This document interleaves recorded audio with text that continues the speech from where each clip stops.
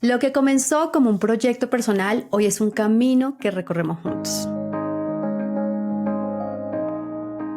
Gracias por estar aquí, por compartir tus experiencias y permitirme compartir las mías. Seguiremos encontrando en la psicología una guía para vivir y sentirnos mejor.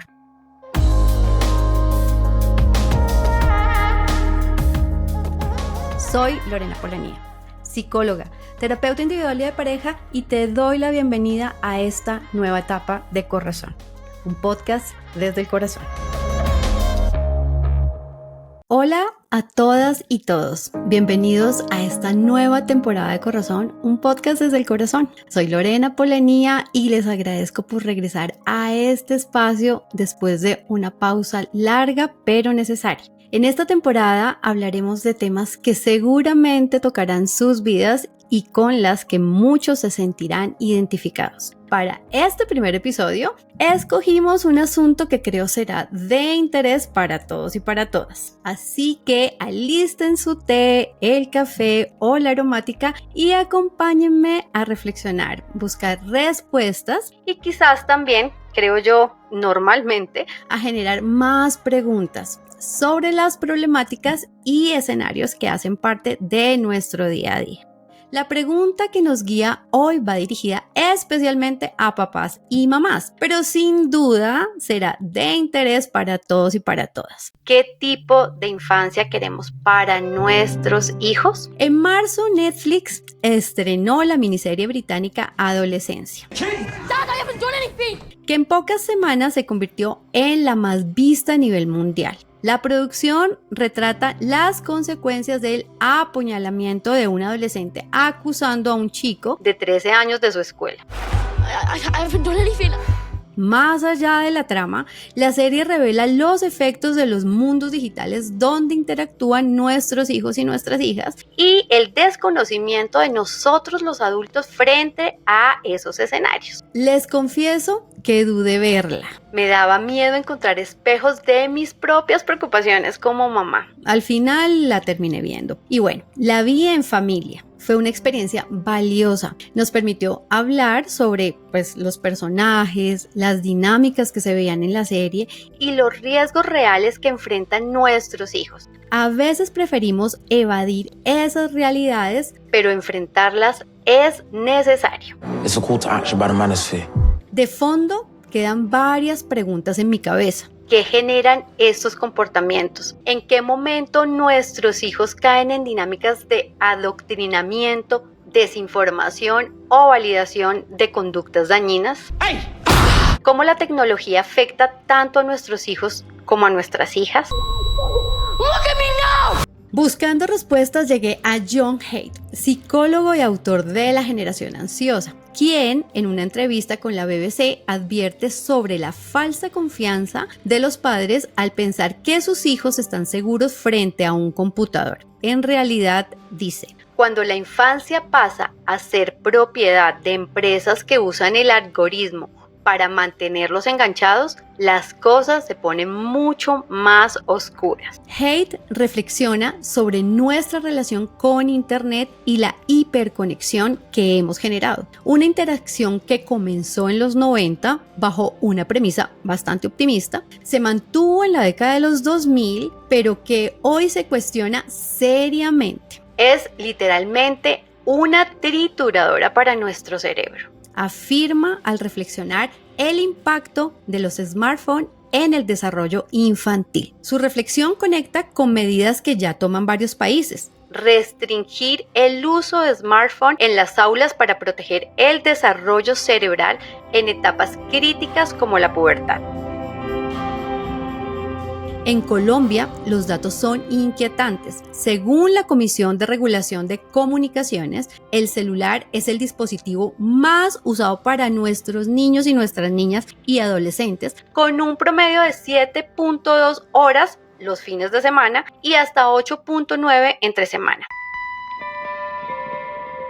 ¿Qué significa esto en las aulas de nuestro país? Es momento de limitar el uso de esos dispositivos en las escuelas y quizás también en otros espacios. Para profundizar en estas preguntas nos acompaña Eucardo Pérez, educador con más de 40 años de experiencia, licenciado en física y con una maestría en física teórica. Ha liderado procesos pedagógicos y de convivencia en el sector educativo. Con él exploraremos cómo se viven estas realidades en las aulas de Colombia y qué caminos podemos abrir como familias y sociedad para acompañar mejor a nuestros hijos en la era digital.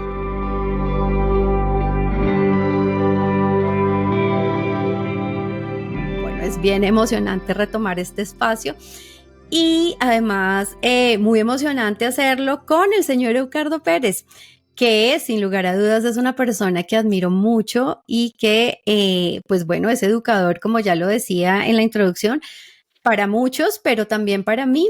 Es una persona muy especial, es muy cercano, es mi tío, es una de las figuras más importantes en mi vida. Entonces es todo un placer tenerlo acá en Corrazón con toda su experiencia y sobre todo, bueno, como les comentaba en la introducción, lleva más de 42 años de experiencia, entonces tiene una visión amplia de lo que significa educar y acompañar a muchos jóvenes hace 40 años y lo que ha sido en los últimos años con estos desafíos digitales. Entonces, bienvenido, Eucardo, a este espacio de Corrazón.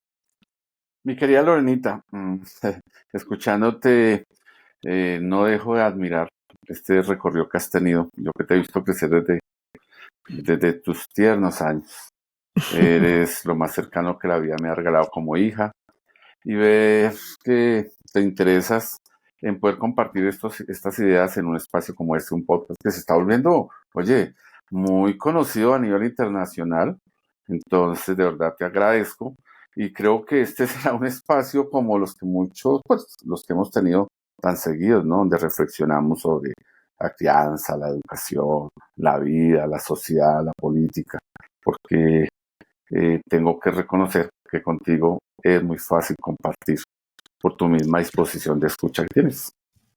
Ay, bueno, muchas gracias. Y entonces aprovechemos justamente este espacio para tener una de esas conversaciones que tanto nos gusta tener. Y bueno, como te decía, quiero empezar con esa visión, ¿no? De esas dos, no sé, muchas generaciones que has tenido y que has educado. Pues cómo has visto la transición de trabajar con esos estudiantes que tenían cero contacto con la tecnología y una generación nativa digital e hiperconectada. Pues mira, Lorenta, ciertamente mi vida pedagógica va unida a mi gusto, mi búsqueda por la verdad a través de la ciencia. Entonces, todo este tema de la tecnología, pues siempre ha estado ahí muy cercano. Yo soy profesional formado en universidad, pero maestro formado en la escuela. Y la vida me regaló la oportunidad de aprender de una propuesta educativa que un santo, San José de Calasanz, propuso desde hace más de 400 años y que está actual, es viva, es decir, se vuelve una opción real en nuestras condiciones. Entonces eso suena como extraño, ¿no? Como una propuesta educativa de más de 400 años logra dar respuesta a las realidades que estamos viviendo. Y es porque en el transcurso de la práctica pedagógica, de la práctica docente, con nuestros estudiantes, pues uno va viendo justamente estos cambios.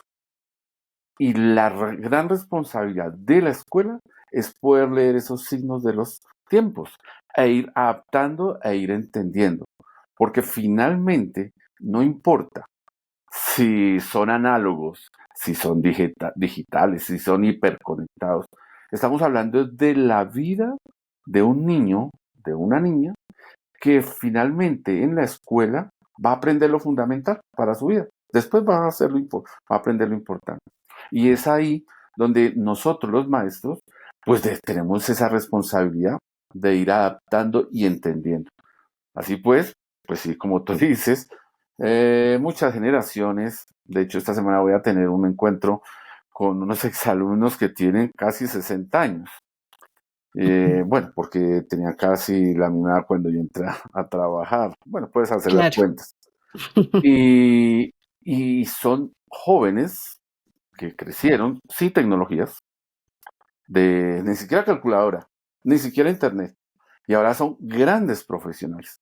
Entonces ha sido una experiencia de vida donde mi vocación cada, cada año, cada día, cada experiencia ha sido avivada por ver que una educación de calidad que responde a las necesidades atemporales de un niño, finalmente la respuesta para transformar sus vidas y la misma sociedad. Bueno, creo que fíjate que eso se conecta un poco con ciertos cuestionamientos que yo como mamá me he hecho en cuanto a en qué momento le doy el celular a mis hijos, en el tema de prohibir o no, porque finalmente pues el celular y la internet y todas estas herramientas pues no tienen que ser en sí algo que pues vaya a ser negativo, lo que tú decías de la calculadora y antes de empezar, todos los cuestionamientos que trajo a los profesores el ingreso de la calculadora al aula, ¿no? Es como, pucha, esto va a ser terrible, van a perder habilidades, se hicieron, me imagino, muchas preguntas que en este momento los papás y los profesores también nos estamos haciendo respecto a tener internet en las aulas, a los tiempos de conectividad de los jóvenes. Y yo creo que todos estos avances, pues finalmente son positivos, pues, y nos dan algo, ¿no? Nos aportan. Pero fíjate que, y acá durante la conversación quiero que mencionemos justamente parte de esta serie Adolescencia y también el libro La generación ansiosa, con ciertos puntos que son bien, bien interesantes respecto a ciertos hallazgos que hay eh, en cómo los jóvenes están ahora relacionándose, porque no solamente, yo creo que el tema acá no es el celular, sí, o sea, sí es el celular, pero hay detrás de todo esto, pues están las redes sociales, está la autogestión que puede tener un niño o un joven frente a algo que le da cierta satisfacción al poder ver las habilidades sociales que también se están perdiendo, y como mamá lo puedo ver, también reacciones que tienen cuando están frente a una pantalla cierto tiempo y ya dejan de estarlo. Entonces, digamos que ahí sí has notado cierta diferencia en cómo esos jóvenes que no estaban conectados, a los que sí están conectados en este momento, cómo son esos procesos de aprendizaje. Sí hay algo que esté cambiando y no solamente frente al aprendizaje, lo académico, sino también frente a la manera como se están relacionando con los pares y con los adultos. Evidentemente, Lorenita, evidentemente. Si hablamos del profesional promedio en este momento, que está graduándose alrededor de los 23, 22, 25 años, estamos hablando de un profesional que nunca ha vivido sin celular y que nunca ha vivido sin internet. Siempre ha sido para él lo natural. A veces las personas mayores tienden a decir que los jóvenes ya no tienen valores. Y eso es una de las primeras afirmaciones equivocadas. Claro que tienen valores.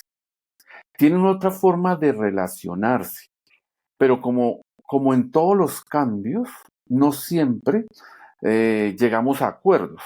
Mira, el tema de la calculadora generó una gran tensión a nivel pedagógico, no tanto en las familias, sino en los procesos dentro de la escuela.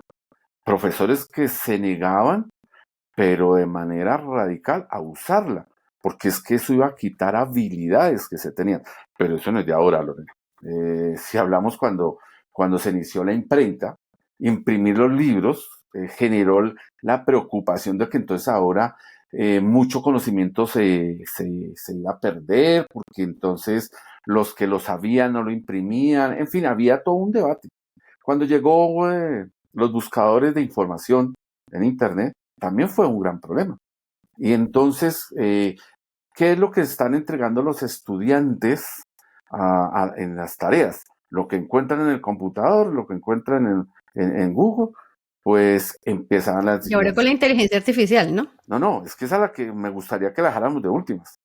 Porque todo eso lo que está mostrando es que de pronto los responsables, los adultos responsables del proceso educativo, como que no nos preparamos de manera adecuada, lo que te decía al principio, no leemos los signos de los tiempos. Y entonces como que sobre la marcha vamos tomando acciones, decisiones que a veces funcionan, a veces no funcionan.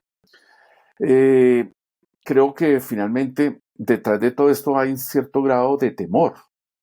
Y el temor hace que empiecen a tomarse decisiones algo equivocadas. He hablado con muchas familias y yo les digo, bueno, ¿y ustedes cómo controlan el uso del Internet de los hijos? Pues les tenemos controlado por tiempo y les tenemos clasificadas o censuradas algunos accesos. Y yo le preguntaba alguna vez a ellos, ¿y hasta cuándo lo piensan hacer? Y lo primero que hacían era silencio, porque lo que están pensando es control. Ujú. Y lo que necesitan nuestros niños, nuestras niñas, nuestros hijos, es orientación y educación. Y ciertamente, el joven que está siendo, entre comillas, controlado, tiene el papá la seguridad de que la decisión, como es del papá, de la mamá, es una buena decisión, porque siempre quieren lo mejor para sus hijos. Pero llegará el momento en que el hijo tomará sus decisiones, la niña tomará sus decisiones, y cuando estuvo en práctica de tomarlas. Entonces, es un tema bien interesante porque el control que tiene que ver con la prohibición, pues vamos a prohibir algo. Y cuando ya no esté prohibido, ¿cómo lo va a manejar? Y ahí es donde la escuela, donde la familia tienen una tarea para ponerse de acuerdo. Porque donde no se pongan de acuerdo, van a aparecer cosas que tal vez se salgan de control. Ahí sí se sale de control. Bueno, mencionas el tema del miedo y creo que, y lo mencionaba en la introducción, creo que como mamá hay muchos papás y lo veo en las reuniones del colegio de mis hijos.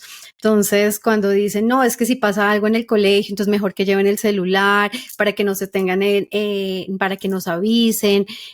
Bueno, y si les pasa algo, si salen, o sea, todo yo siento que está atravesado por eso, ¿no? Por el temor. De alguna manera, pues el temor nos hace tomar decisiones eh, pues de aprendizajes muy dolorosos. Y también mencionas el tema de estamos para orientar, educar y yo creo que en ese orientar te hace referencia al acompañamiento, ¿no? Y ahí quiero mencionar una escena de la serie en donde están los policías en el colegio, entonces esta parte del contexto educativo y están hablando con una profesora y uno de los policías que su hijo estudia en este plantel educativo tiene una conversación con su hijo y luego de esta conversación en donde el hijo le muestra ciertas formas de comunicarse de los jóvenes, ciertas creencias, el tema del incel, bueno, y otros términos que son bien interesantes que más adelante podemos desarrollar. Ahí la profesora pregunta, le dice, bueno, ¿y qué es eso? No, no tengo ni idea. Y entonces el profesor le explica a lo que se refiere. Y ahí yo digo, ay, Dios mío, sí, ese acompañamiento pues requiere información, saber también en qué mundo y cómo se mueven los jóvenes. Y no sé si lo que has visto, cómo está ese acompañamiento, ese estar involucrado o más que involucrado, comprometido con esa situación y esa realidad de los jóvenes. Mira, Lorenita, este tema lo podríamos mirar desde muchos lados y gastaría mucho tiempo y faltarían muchas personas para revisarlo. Por ejemplo, el tema de la didáctica, la tecnología en el aula. Ah, qué bueno. Mira, ahora tenemos un televisor donde podemos presentarle a los jóvenes, a nuestros estudiantes, todo un material que antes no podíamos tener sino por fotocopias o escritos a mano. Y significa que una clase siempre orientada desde el televisor es una clase de calidad. Entonces tenemos una situación de maestro y su preparación de la clase. Pero tendríamos también que mirar un tema, el cómo aprende el estudiante, que yo creo que es una tarea, y tú la haces entender muy bien, con todos tus conocimientos sobre los procesos mentales, hasta dónde le estamos dando más importancia al proceso de enseñanza que al proceso de aprendizaje. Porque si centráramos en el tema, en el proceso de aprendizaje, pues sería irnos al otro extremo. Aquí funciona en la medida que mantengamos un equilibrio. Y ahí aparecen las famosas tecnologías. En el proceso de aprendizaje, las tecnologías son bienvenidas, siempre y cuando el maestro y el adulto que acompaña, pues tenga la competencia para hacerlo. Que la tecnología no se vuelva el fin, sino un medio. Ahora bien, el adulto. ¿Qué cosa tan complicada? Si el adulto, y tú sabes muy bien de eso, educa con miedo, forma a sus hijos con miedo, las consecuencias están claras. Son ya muchos estudios de qué pasa con la personalidad de una persona que ha sido educada en el miedo. Entonces, ¿qué hacer? Mira qué curioso. Los padres tienen miedo y restringen, controlan. Los maestros, para no perder su protagonismo, su estatus, mejor, no pues, controlan, prohíben. Y sin embargo, lo que necesitan los niños, por lo menos en la etapa escolar, es lo que acabas de decir. Acompañamiento. ¿Y qué es acompañamiento? ¿Es taparles los ojos y llevarlos de la mano? ¿O es dejar que abran sus ojos, estar cerca de ellos, y tenerlos de la mano, que se sientan seguros, se sientan amados, y que cuando traten de ir por un camino que no es uno de esa manera, con ese amor ordenado del que hablaba Calazán, los pueda corregir? En ese punto, el acompañamiento, Lorenita, es importante. Y ese acompañamiento debe generar en estos niños, niñas, jóvenes, cosas tan fundamentales como, primero, son seres amados. Segundo, tienen un adulto en su rol específico. Papá, mamá, tío, maestro, maestra, coordinador, rector, lo que sea, en su papel decidido, definido, tiene una persona en la que se puede confiar. Y cuando un niño o joven, una niña, encuentra a esa persona en la que puede confiar y puede hablar, entonces no van a aparecer esas cosas extrañas que tú hacías referencia a la película.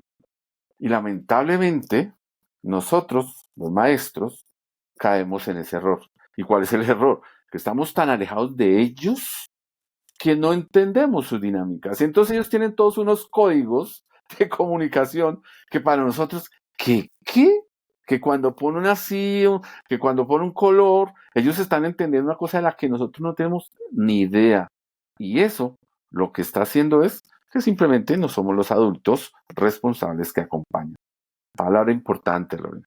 Acompañamiento que unido con amor va a quitar esos riesgos de los que tú has hablado. Bueno, que muestra la película. Y yo creo eso que dices me hace pensar en, no sé, pues, o sea, a ver, no, el ánimo acá no es de juzgar ni señalar las prácticas parentales de las personas, pero yo me cuestiono, por ejemplo, cuando estoy en un restaurante y todos los que están en la mesa están en el celular.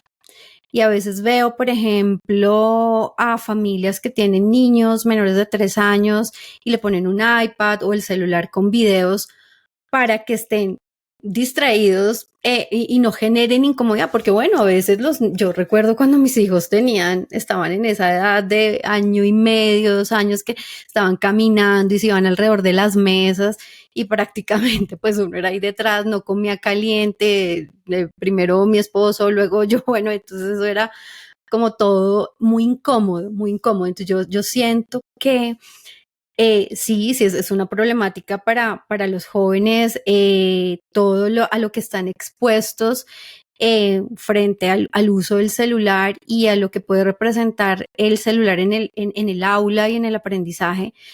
Pero creo que también los adultos ahí en ese acompañamiento a veces pues nos vamos por, pues como por la fácil o por no querer incomodarnos, o trato de entender a veces un poco esas dinámicas bueno, pues es que ser padre, pues sí, hay momentos en los que pudiera ser la opción y algunos la tienen, em, pero realmente ese papel del adulto que se incomoda frente o que no se quiere incomodar y que le da y le proporciona estas herramientas a tan temprana edad, porque fíjate que en la reflexión era eso, ¿no? Es como, es una trituradora para el cerebro y ahí estamos hablando también de la salud mental.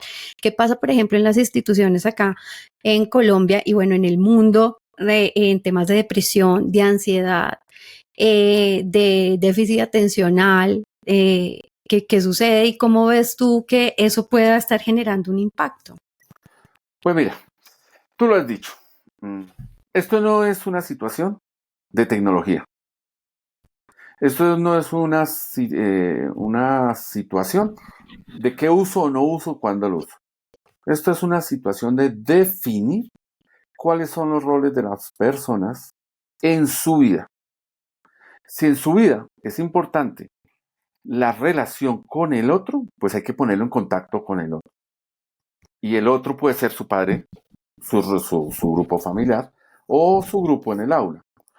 Pero, a ver, Lorenita, ¿tú has utilizado alguna vez alguna aplicación que te ayude a llegar a algún sitio que no conoces? Por favor, claro que sí. ¿Y quedas agradecida? Muy agradecida. ¿Alguna vez te han hecho, Como los marcianos. alguna vez te Sí. han hecho algún examen que no sea un rayos X, sino, pues, por decir algo que es algo muy, muy antiguo, sino algo como que suene como a películas del futuro, una resonancia magnética, una tomografía axial computarizada? Sí. Ujú. Pues claro, cierto. Y uno Eh, queda muy agradecido de los resultados, pues de saber qué pasa.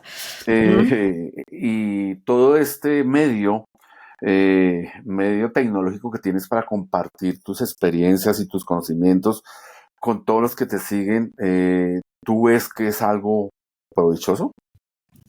Ujú. ¿Cierto? Esto está Sí. fuera de discusión. Pues a ver, Sumersi, lo que a ti te lleva de un punto A un punto B y que quedas agradecida porque te sacó de un embrollo y no sabías cómo llegar, es lo mismo que lleva un misil de un punto A un punto B y acaba con la vida de miles de personas. Exactamente lo mismo. La tecnología que está detrás de todos estos grandes avances de diagnóstico y de imagenología es la misma tecnología que está detrás de lo que está acabando en ciertos sitios del planeta con la vida de muchas personas indiscriminadamente. Entonces aquí el problema no es el uso del celular, sino cómo se usa el celular o cómo se usan todos estos medios. Y ciertamente, pues nuestros niños en la etapa escolar, porque este es el punto de nuestra charla, en la etapa escolar lo que él necesita es aprender y aprender con un sentido crítico y que sea autónomo. Tú no quieres que tus hijos finalmente puedan tomar las mejores decisiones responsablemente por ellos mismos, pues es lo que queremos todos. Pero para eso tenemos que seguir un proceso. Yo no le veo problema, o no, a ver, de otra manera. Yo me sorprendo que un niño que todavía no habla completamente logra coger una pantalla, moverse entre todo ese mundo de aplicaciones y llegar a lo que quiere ver. A ver, eso es todo un proceso, Lorena. Esos procesos cognitivos que en la escuela buscamos desarrollar en sus distintas etapas.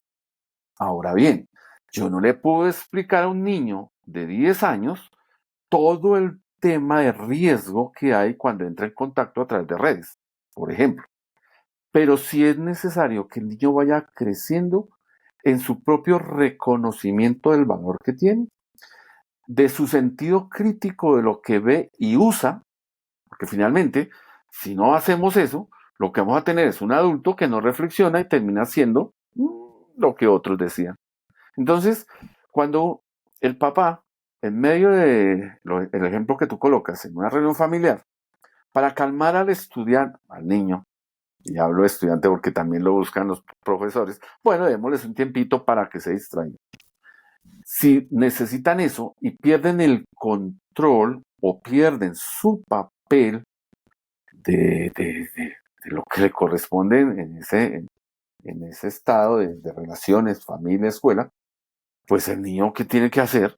Pues buscar a alguien que lo oriente, los famosos influencers. Youtuber, influencers. Ellos son los que les van a dar las respuestas. Porque ciertamente el maestro, el padre, no supo cómo orientarlo. Y bueno, mira, y quien quiere, pues yo he visto que hay personas que tienen unos buenos discursos y demás, y he visto otros que es lamentable. Y muchos de nuestros jóvenes, de nuestros niños, casi siempre les llama la atención eh, lo que a nosotros no nos llama la atención porque creemos que no nos forma. Pero si eso no fuera suficiente, a veces los adultos, por olvido o por desconocimiento, no somos conscientes que detrás de todas estas plataformas digitales hay una intención. Hay una intención de captar la conexión con ese personaje, sea niño, joven, en fin. Y entonces, por ejemplo, no le enseñamos a nuestros niños, nuestros jóvenes, el alcance de cuando decimos aceptar, acepto, ni siquiera lee qué es lo que está aceptando. Y detrás de eso lo que le está dando es todo un mundo de información a personas que la van a utilizar, porque fijo la van a utilizar. Porque de otra manera no se entiende que tú vayas en el carro, Lorenita, y pases por un centro comercial, un almacén, y de una vez te empieza a llegar información de ese almacén. Qué raro, ¿cierto? La Big Data es algo, es un mundo que a través de todas estas conexiones de la tecnología, pues están accediendo a nosotros en algo que ni siquiera podríamos ser conscientes. Hay muchas cosas y yo quisiera, finalmente con lo que tu intervención, es que esto es de salud mental. Esto es salud mental. Nos estamos quejando de que nuestros jóvenes, el libro, la sociedad de la ansiedad, ansiosa. ¿Pero por qué? La generación ansiosa. Pero ¿y por qué ansiosa con lo bueno que es armar un partido de fútbol con los amigos? Vamos y jugamos, peleamos, nos ponemos bravos porque perdimos o molestamos al otro que ganamos y luego nos tomamos un jugo y pasó una hora muy... Ahí no hay cabida, Lorenita, para la ansiedad, sino para vivir feliz, que es lo que debe ofrecer a un niño, a una niña, la etapa escolar. Ya vendrán momentos de hacer otras cosas. Claro, y ahí es donde fíjate que esa es una de las preocupaciones, ¿no? Finalmente el aprendizaje se da a través del juego. Esa es una de las herramientas más importantes del aprendizaje, de la interacción con el otro. Entonces, la preocupación y mi siguiente pregunta era, pues, enfocada en si era preferible prohibir el uso de teléfonos inteligentes para los niños y las niñas en las aulas de clase por esto que tú me estás diciendo, por esa hora tan enriquecedora de ir a jugar fútbol, perder, ganar, pelearse, solucionar la falta, todo lo que genera esa situación, esa interacción, tanto en el juego como en el aprendizaje. Entonces, ahí está la pregunta. Esta herramienta, porque por lo que has dicho, yo que entiendo, la herramienta puede ser utilizada de una manera muy positiva en las aulas, ¿sí? Pero lo que se está viendo es que hay una hiperconectividad de los jóvenes y de los niños, y que esa hiperconectividad lo que les está restringiendo son esos espacios de juego, de aprendizaje, pues no podría decir más primitivo, aunque sí, yo creo que el juego ha estado en la historia humana siempre y sigue estando, y la idea es que sigamos jugando, esa es la propuesta. Entonces, ¿qué hacer? ¿Qué se puede hacer? ¿Es preferible prohibirlo o no? ¿Qué es lo que debemos hacer? Mira, Lorena, yo he tenido la experiencia de ser maestro de aula y sé lo difícil, no, el reto, porque es que uno lo vuelve fácil o difícil. Sé el reto que es lograr tener enganchados en su atención a un grupo de estudiantes. Uy, no me imagino. Sí, O sea, sí, 2 hijos. uno de mis maestros en Calasanz decía, era un sacerdote, decía que no, a él no le interesaba, no le importaba si daba clase de geometría a la última hora o a la primera. Él tenía una metodología que para esa época súper eficaz. No había distracciones. Si hay algo importante en el proceso de aprendizaje, es lograr la atención de nuestros estudiantes para que el conocimiento genere el desarrollo de las competencias, ¿cierto? Que finalmente eso es otra cosa que se ha vivido, pues, en toda esta época de cambios, es cómo han sido los procesos pedagógicos. Y algunos maestros siguen como un poco desactualizados porque incluso las mismas facultades de educación no les dan las herramientas para ir leyendo, repito, los signos de los tiempos. Entonces, el prohibir algo en un niño que no sabe las consecuencias, pues la verdad sería un tema también importante hablar. ¿Cómo le voy a prohibir a alguien algo de lo que él no sabe las consecuencias? Entonces viene el papel de la escuela. Necesitamos que nuestros estudiantes se eduquen en el sentido crítico. Y crítico para todo. Crítico incluso de lo que está recibiendo el maestro. Crítico de lo que está recibiendo la escuela. Crítico de lo que está recibiendo el país. Porque de esa manera él va a tener conciencia de lo que él puede dar, pues para cambiar lo que haya que cambiar. Pero si no le das la oportunidad de ser crítico, pues él va a ser de esos estudiantes que va a decir siempre sí y no. ¿Y por qué? Porque sí. Y eso es lo que no queremos. Entonces, ¿qué hacer? Bueno, sí se ha prohibido, de hecho, ya en algunos manuales de convivencia en Colombia se ha prohibido, está explícito, sin embargo, en la legislación colombiana ya está apareciendo que aún a pesar de que algunas cosas en los manuales de convivencia están explícitamente prohibidas, por los derechos y demás, sí empieza como a enredarse los temas. Sigo, soy un fiel creyente, esa es mi formación como maestro, que toda situación en la escuela y en la familia son motivos de aprendizaje y de enseñanza. Y en ese sentido, el celular, el uso del televisor en clase, el uso del internet, porque ¿para qué? Pues simplemente no conectemos internet.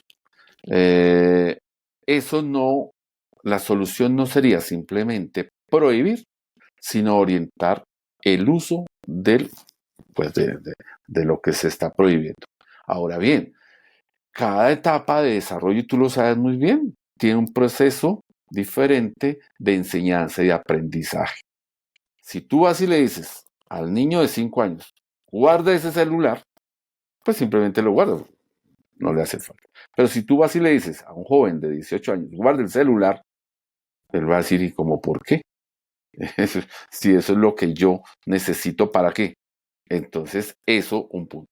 Y el otro, que yo creo que ahí es donde deberíamos empezar antes de decir si prohibimos o no, Lorena, es ¿por qué nuestros niños necesitan estar conectados? ¿Para qué necesitan estar conectados? ¿Qué encuentran allá que no encuentran acá? Cuando tengamos clara esa respuesta, vamos a hacer una investigación juiciosa, que es diferente según los contextos, pues entonces vamos a poder dar la respuesta adecuada. Miren, posiblemente sí es necesario prohibir el celular en clase. O puede ser que finalmente haya que tomar otra medida. Yo creo que lo importante es orientar. Orientar porque finalmente nuestros niños solo están en un promedio 12, 13 años en etapa escolar. Y a partir de ahí empezarán a tomar decisiones. Y no podemos caer en otro error que a veces cometemos padres y maestros, en darle responsabilidad de adultos a los niños, asumiendo que ellos son adultos que saben decidir. ¿No? Hay etapas de la vida de estos jóvenes donde necesitan un adulto responsable que los sepa orientar y que incluso les diga que no, que les diga que no. Y no dejar que sean ellos los que tomen la decisión, pues porque finalmente todavía no son esos adultos.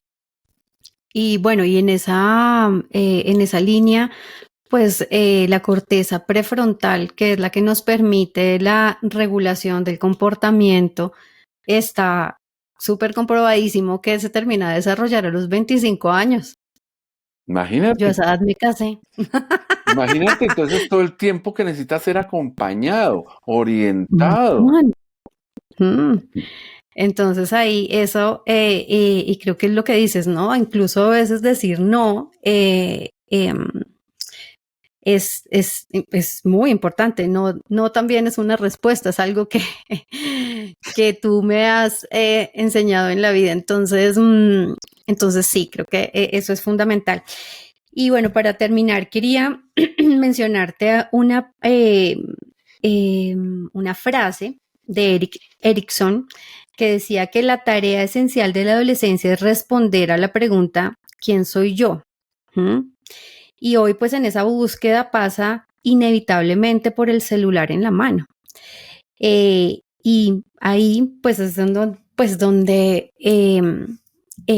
ese estar presentes como padres, como maestros, mm, es tan importante porque realidades como las que veíamos en esa serie, que pues tiene algo de ficción y no, y lo que se describe en el libro de la generación ansiosa, eh, pues no solamente es aprender en el ámbito académico, sino que ellos están construyendo quién soy yo. Y pues ahí me gustaría que nos dejaras una reflexión ya para terminar con este espacio y esta conversación tan rica como siempre. Mira, Lorenita, sí, qué bueno que podamos hablar de esto, lo podamos compartir, que alguna vez me invites con otros invitados. Esto es de dialogar, de llegar a acuerdos, consensos, encontrar la respuesta. Finalmente es encontrar la verdad. Y es que finalmente no tocamos la inteligencia artificial. Tú quieres la mejor respuesta. Entonces ahora entras en esos protocolos de búsqueda, que es algo parecido a lo que teníamos antes, y que como tiene mucha más información, se supone que tiene la mejor respuesta. Y entonces empiezan a aparecer cosas muy raras, muy raras. Conocí de algún caso que el señor le escribió qué hacer para no tomar el medicamento que le formuló el médico, y la respuesta de este buscador es un protocolo de búsqueda, mal llamado inteligencia artificial. Le dejé una respuesta y finalmente el señor terminó en la clínica porque no era lo adecuado para él. Eh, Hay un caso sonado en las noticias donde un niño entró en contacto de relación sentimental con uno de sus pares a través de las redes. Eso ya es muy común a veces, ¿no? Sin conocerse hay esas relaciones. Finalmente, por el tipo de relación que se dio, él se suicidó.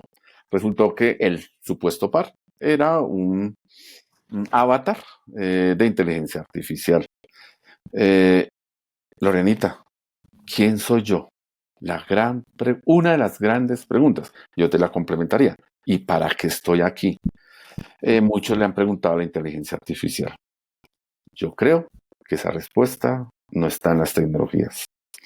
Esas respuestas están cuando nos reconozcamos seres valiosos, seres amados y únicos, donde podemos aportar para un cambio en la sociedad. Fue lo que aprendí como maestro, lo creo. Creo que la educación de calidad responde a esto y es el gran reto de la escuela y de la familia que entienda eso en la escuela. ¿Quién soy yo? Buena pregunta. ¿Para qué soy yo? Muy buena pregunta. Bueno, sí, es estos espacios de correzón, como lo menciono en las introducciones, no siempre pues nos lleva a una respuesta. Es más, yo siento y creo que nos lleva a más preguntas. Lo que sí me queda de esta conversación definitivamente es la importancia del acompañamiento, el acompañamiento de los padres, el acompañamiento, la presencia de los maestros, generar una conciencia social, ¿sí? Que nos permita pues estar más conectados con nosotros mismos y con las personas de carne y hueso, porque si bien es cierto, todo esto son elementos y herramientas que nos pueden ayudar para pues para lo que sea, para llegar de un punto A a un punto B, ¿cierto? O aprender inglés o lo que sea. O francés. O francés, sí.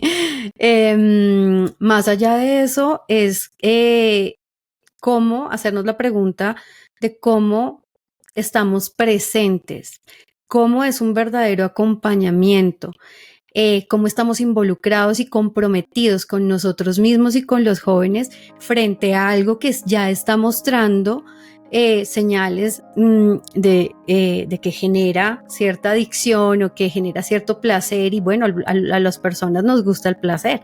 Entonces, si tenemos algo inmediato, placentero, poco incómodo, pues es natural que busquemos estar ahí, que yo creo que es parte de lo que le pasa a los jóvenes y a los adultos, porque esto no solo es un tema de los niños. Entonces, esta presencia y este acompañamiento puede ser, y estoy convencida que es así, un camino para que esto que muchos hemos interpretado o muchos interpretan como una amenaza, pues sea una herramienta que no puede reemplazar la conexión humana, el juego, el ensuciarse, el estar en un lugar con más personas. Entonces, profesor Eucardo Pérez, muchísimas gracias por este tiempo, por ese conocimiento. Siempre es un placer escucharte dentro de lo que ha significado tu carrera como maestro, que además pues no lo tocamos acá, pero has tenido la oportunidad de trabajar en diferentes contextos. Y creo que, bueno, eso te da pues mucho valor frente a todo lo que nos comentas. Mil gracias, Eucardo, por estar en Corrazón, un podcast desde el corazón. A ti, muchas gracias, Lorena. Corrazón, un podcast desde el corazón, es una idea original de Lorena Polanía, producida por El Rotolo Media. Recuerden que si quieren profundizar en alguno de los temas que hablamos, pueden visitar mi página www.polperpsicología.com. También me consiguen en mi perfil de Instagram como @lorepolperpsicología o mi fanpage Lore Polper Psicología. Recuerden, amen con el corazón. Gracias por escucharnos. Nos oímos en un próximo episodio.